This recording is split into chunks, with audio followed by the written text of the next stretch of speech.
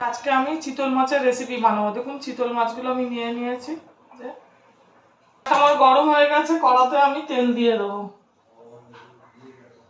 তেলটা আমার গরম হয়ে গেছে, মাছগুলো আমি হলুদ লাগিয়েছি, এবার ছেড়ে দেবো। পেঁয়াজ রসুন আর কাঁচা লঙ্কা নিয়ে নিয়েছি, এইগুলো আমি বাটবো। আদা নিয়ে নিই, আর এই যে এর মধ্যে ধনেপাতা আর টমেটো নিয়ে নিয়েছি। এগুলোকে আমি ভালো করে ভেজে নিয়েছি। এবার এর মধ্যে আমি তেজপাতা ফোড়ন দিয়ে দেবো। তেলের মধ্যে আমি এখন একটা গোটা শুকনো লঙ্কা দিয়ে দেবো। ওইগুলো দিয়ে দেবো, পেঁয়াজ আর রসুন।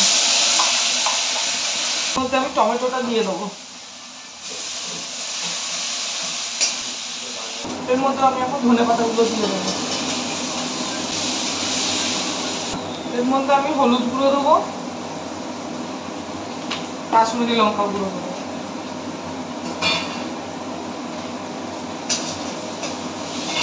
জল দিয়ে দেবো।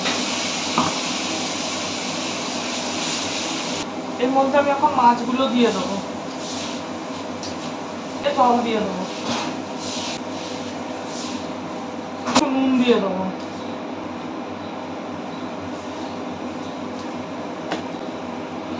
দেখুন রান্নাটা আমার হয়ে গেছে। এবার তেল ছেড়ে দিয়েছি, এটা আমি নামিয়ে দেবো। একটু ঘি দিয়ে দেবো।